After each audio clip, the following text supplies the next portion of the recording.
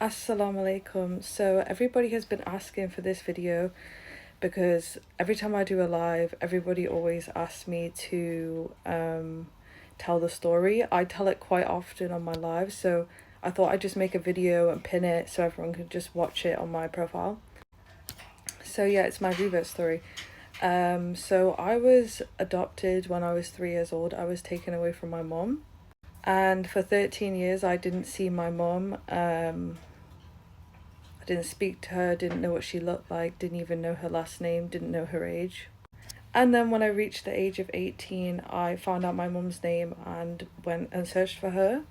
I'd actually found my auntie first. I'd messaged her on Facebook and I said to her, who I was and why I was messaging her and, are you my auntie? And she said, oh my god, is it you, do you have this on your body, scars and stuff like that? So then my auntie got me in touch with my mom and she got my mom to call me. My mom had called me and she cried down the phone. I honestly, when I talk about it, I want to cry, wallahi. Craziest moment of my life, not seeing my mom for 13 years and then finding her again, subhanallah, and hearing her voice for the first time, it was just surreal, honestly. So my mom eventually in about a week decided that she would come and see me. She came to see me and my sister, and it was very emotional. So when I'd actually first seen a picture of my mom, I noticed that she had a headdress on, and I was like, oh, okay, she's obviously a Muslim, right? And she told me that she's a revert Muslim. I didn't think anything of it. Didn't bother me. She's my mom at the end of the day. I didn't really care. And yeah, so I knew she was a revert Muslim. So at the time I was living with my ex-partner. This was before I reverted to Islam. I was actually in a domestic violence relationship, so it was very violent. There was a lot of drugs, a lot of severe violence going on. So it was a mess, basically. We had actually had an argument one night, and I lived across the road from a beach.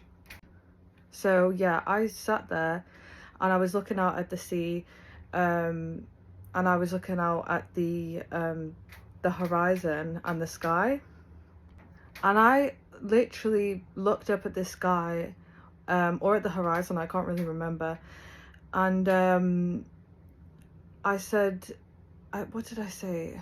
I said, if there's anything out there, please help me, please take me away from here.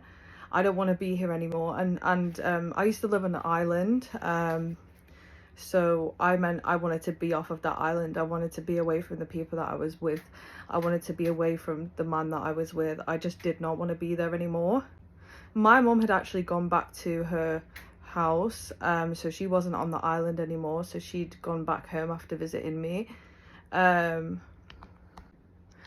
so then like a week later, I flooded my apartment, set the water alarms off, and my landlord said, you need to move out, you've caused a lot of damage, you need to get out. I was panicking. I did not have trust in God at the time, so anything that went wrong in my life, I would freak out, I would have a breakdown. I wouldn't know how to, deal with the scenario. Little did I know that was Allah answering my dua that I made when I was at the beach.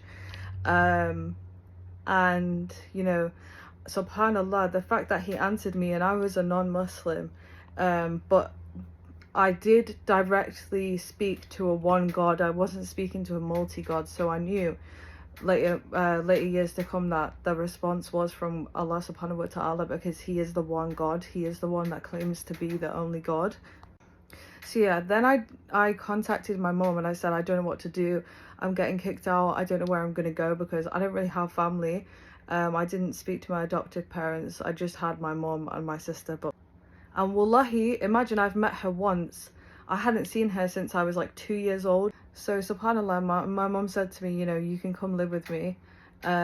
So I went to live with her. And one day she brought me to her revert friend's house, who was married to a Pakistani or Bengali brother. He's passed away now, may Allah bless him. Ameen ya Rab. Wallahi, may Allah bless him. Like, talking about him makes me want to cry, subhanallah, because I feel like he's very, very important to this whole story. He's just, subhanallah, may Allah have mercy on him, wallahi. So yeah, so she brought me to the friend's house, and they were just telling me stories about Islam, and then they asked me, you know, what do you believe in? And I said, I believe that science is a human practice designed by humans to understand the creations of God, because all science does is understand what God's created, right? And I also said that I believe that all religious texts have elements that are true but point to one religion. And they were like, subhanallah, this is Islam, this is what Islam says, you know, that basically the Quran backs up your beliefs. And then the dad said to me, he said, you're basically a Muslim. And he said, say the Shahada. He said the Shahada in Arabic. And the moment that I heard the Shahada in Arabic, I knew that I was a Muslim. I repeated it in my head. So between me and God, I knew I was a Muslim from then on. And then I basically did more research until the day where I thought, okay, right, I want to publicly take my Shahada. So that's how I reverted to Islam. Sorry if I'm a bit rushed. I don't usually do talking videos. So yeah, but I love you all. Assalamu alaikum, and thank you for listening.